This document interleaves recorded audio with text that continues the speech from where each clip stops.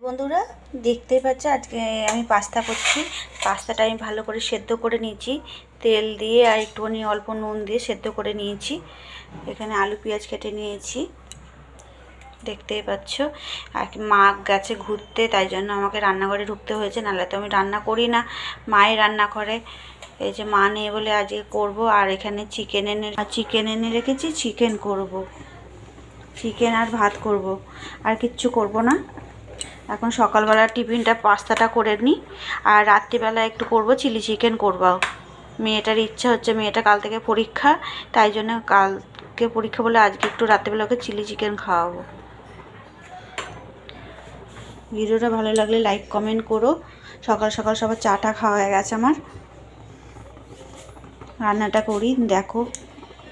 আজকে একটু নতুন স্টাইলে করছি। এই যে রসুন আর শুকনো লঙ্কা ফোড়ন দিয়েছি, এবার এই ভাজাটা দিয়ে দেবো, দেখি কেমন হয় খেতে।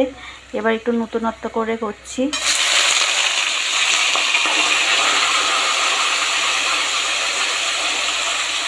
এই যে আলু ভাজাটা হচ্ছে,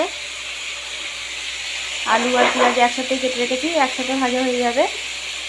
এই যে সসগুলো বের করে নিয়েছি, টমেটো সস, চিলি সস সব বের করে নিয়েছি। এদিকে হচ্ছে ভাজা। দেখো বন্ধুরা, সস টস দিয়ে দিয়েছি, chilli sauce, tomato sauce, cream সব দিয়ে দিয়েছি। দেখো সব সুন্দর হয়ে গেছে, মিশে গেছে। এবার খেতে দিয়ে দেবো সবাইকে।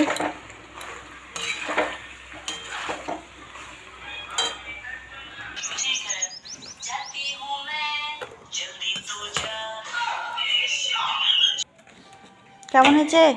ভালো হয়েছে। খেয়ে না তাহলে। এই যে আমার বর খেতে বসে পড়েছে, ঠিক আছে। ভালো হয়েছে আপা? ঠিক আছে, টাটা করে দাও। ওরম করে? ঠিক আছে, বাই। ভিডিওটা ভালো লাগলে লাইক কমেন্ট করো। Bye bye.